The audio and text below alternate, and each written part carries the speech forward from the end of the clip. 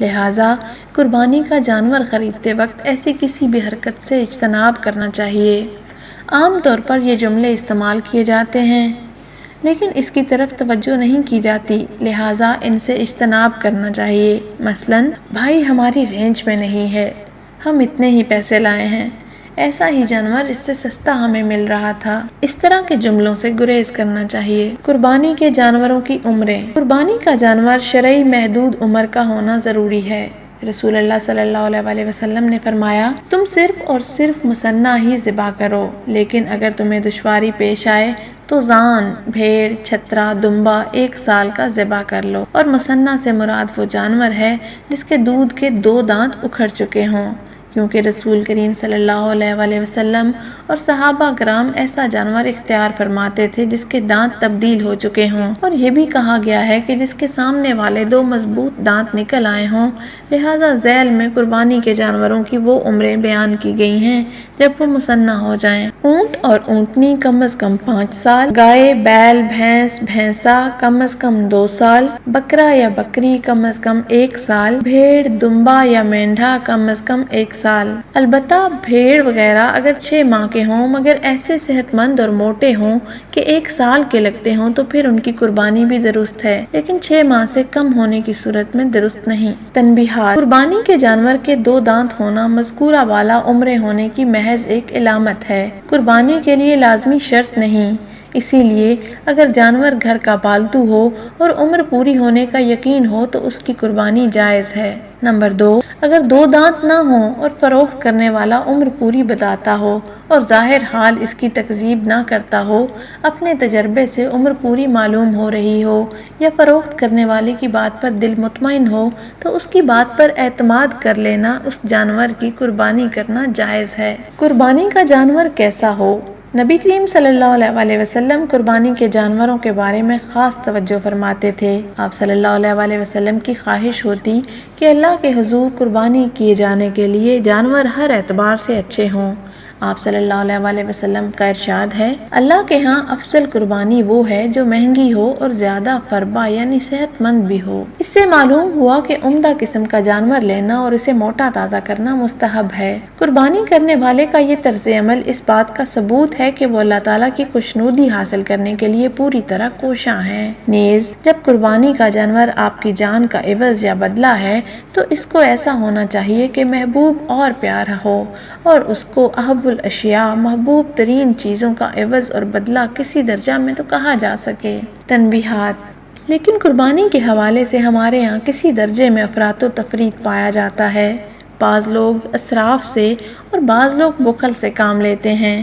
یہ دونوں ایسے انتہائیں ہیں جن کو شریعت پسند نہیں کرتی اور خود قربانی کا عمل اس کی نفی کرتا ہے۔ اسراف تو یہ ہے کہ بعض حضرات قربانی کے لیے نہایت قیمتی نسل، خوبصورت ڈیل ڈول، انسان کو مبہوت کرنے والا حجم اور شکل اور کئی 10 لاکھ سے بھی زیادہ تجاوز کرنے والی قیمت پر مشتمل جانور خریدنے کے لیے پاپڑ بیلتے ہیں، پھر اس کے نہایت پروٹوکول کے ساتھ خدمت کرتے ہیں، نہایت تذک و احتشام کے ساتھ قربانی گاہ تک لے جاتے ہیں، ہجوم بلاخیز میں قربانی کا عمل انجام دیے جانے کے مناظر محفوظ کرتے ہیں اور نہایت پرتکلف دعوتوں کے انجام پر اس عبادت کا اختتام کرتے ہیں۔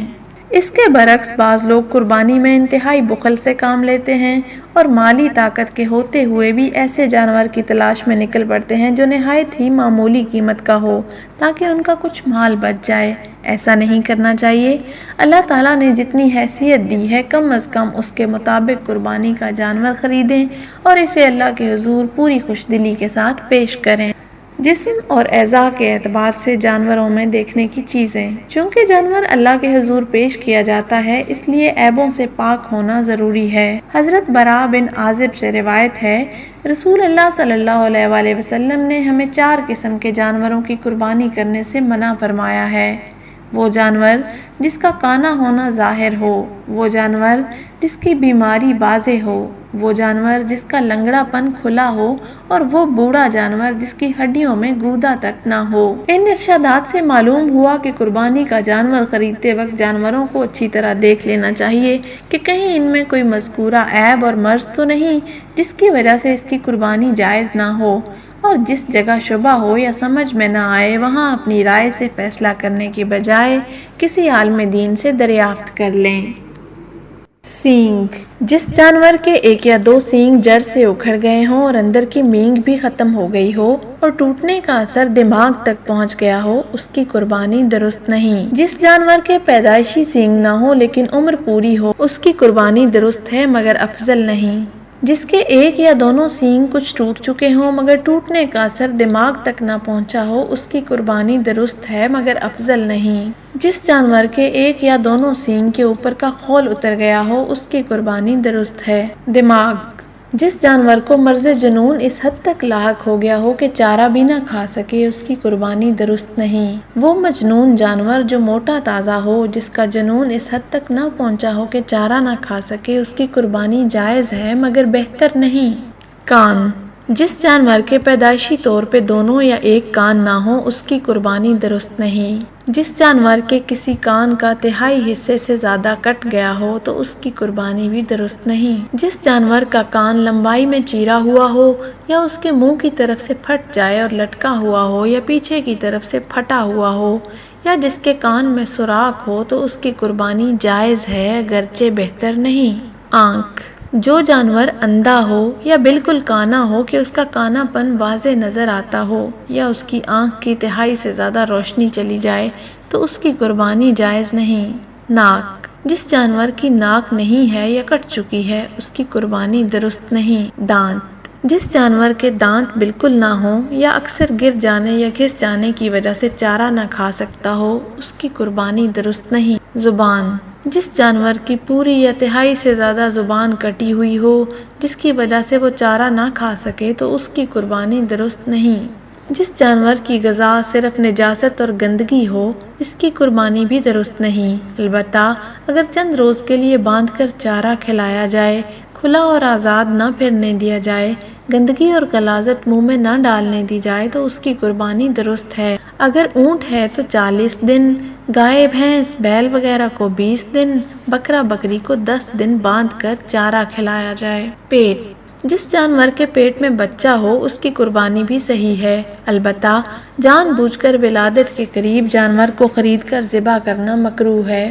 رسولی والے جانور کی قربانی بھی درست ہے۔ بانجھ یعنی ولادت سے عاجز جانور کی قربانی درست ہے، بانجھ ہونا قربانی کے لیے عیب نہیں۔ دم، جس جانور کی پیدائش ہی سے دم نہیں، اس کی قربانی جائز نہیں۔ جس جانور کی دم کا تہائی حصے سے زیادہ کٹ چکا ہو، اس کی قربانی بھی جائز نہیں۔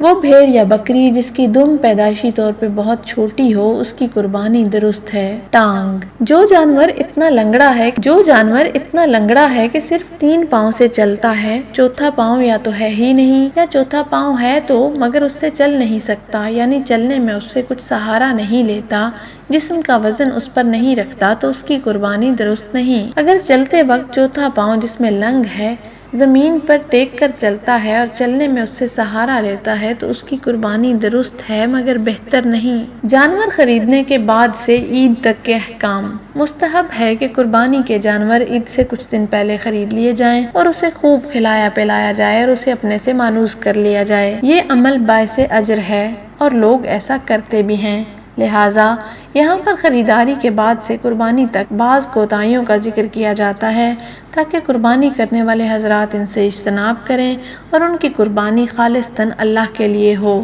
اور بہترین اجزاء کا ذریعہ بنے۔ نمبر 1، نام اور نمائش سے پرہیز۔ انتہائی افسوس کے ساتھ آج کل جذبہ قربانی کے بجائے نمود و نمائش اور ریاکاری کا افسوسناک رجحان پایا جا رہا ہے۔ اس کے نت نئے مظاہر سامنے آ رہے ہیں۔ جہاں قربانی کے جانور آ جاتے ہیں وہاں لوگ ایک دوسرے کے ساتھ موازنہ کرتے ہیں کہ کس کا جانور زیادہ اچھا اور قیمتی ہے۔ جو لوگ مہنگے جانور خرید کر لاتے ہیں وہ بڑے فخر سے اپنے جانوروں کی نمائش کرتے ہیں، جبکہ کمزور جانوروں کے مالک ان کی قیمت زیادہ بتا کر اپنا بھرم رکھتے ہیں۔ غرض مقابلہ بازی کی ایک فضا ہر جگہ طاری ہے۔ قربانی کے جانوروں کی نمائش کے لیے میلے کا سا سما ہوتا ہے۔ مرد و زن مخلوط طور پر قربانی دیکھنے کے لیے آتے ہیں۔ قربانی کے جانور کے ساتھ تصویریں کھینچتے ہیں اور موویاں بناتے ہیں۔ قربانی کے جانور کو رکھنے کے لیے شامیانے اور روشنی وغیرہ کے انتظام پر غیر ضروری اخراجات کیے جاتے ہیں۔ قربانی کے جانور کے گلے میں مختلف قسم کے ہار اور گھنٹیاں باندھی جاتی ہیں، حالانکہ نبی کریم صلی اللہ علیہ وسلم کا ارشاد ہے، رحمت کے فرشتے اس جماعت کے ساتھ نہیں رہتے جس کے ساتھ کتا یا گھنٹی ہو، لہٰذا جانور کے گلے میں اگر پہلے سے گھنٹی ہے تو اتار دیں۔ جو جانور رحمت حاصل کرنے کے لیے خریدا گیا ہے، ایک گھنٹی کی وجہ سے رحمت سے دوری نہ پیدا کر دیں۔ جانور کہاں رکھیں؟ قربانی کا جانور خریدنے کے بعد اگر گھر میں جگہ ہو تو گھر میں باندھنا سب سے بہتر ہے، اور اگر گھر میں مناسب جگہ نہ ہو تو عمومی طور پر ذی الحج کے دنوں ایسی جگہیں بنائی جاتی ہیں جہاں پر قربانی کے جانوروں کو رکھا جاتا ہے، وہاں پر رکھیں۔ لیکن گلیوں اور رستوں میں اس طرح ٹینٹ لگانا کہ رستہ بند ہو جائے اور لوگوں کو پریشانی کا سامنا کرنا پڑے، انتہائی نامناسب بات ہے، کیونکہ رسول اللہ صلی اللہ علیہ وسلم نے راستوں کے حقوق ادا کرنے کا حکم فرمایا ہے۔ ان میں سے ایک حکم ہے کسی کو ایذا دینے سے بچنا۔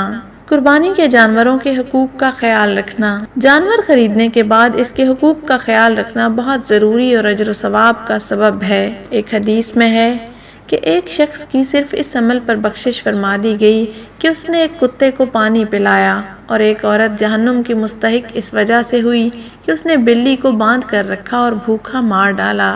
لہٰذا قربانی کے جانوروں کے متعلق درجہ ذیل باتوں سے پرہیز کرنا چاہیے، کہیں ادنا سی غفلت خسران کا سبب نہ بن جائے۔ جانور کا دوڑانا یا بھگانا، ایک جانور کو دوسرے جانور کے ساتھ لڑانا، جانوروں کو ڈرانا یا خوفزدہ کرنا، ان کے گلے، پیر وغیرہ میں ایسا پٹا یا ہار وغیرہ ڈالنا جس سے زخمی ہو جانے کا اندیشہ ہو، سردی گرمی سے بچانے کا مناسب انتظام نہ کرنا، ان کے کھانے پینے کا بروقت انتظام نہ کرنا، جانور کی دیکھ بھال میں ایسے مشغول ہونا کہ نماز اور دیگر فرائض چھوٹ جائیں۔ ذبح کرنے سے پہلے، ذبح کے وقت اور ذبح کے بعد کے احکام اور مسائل۔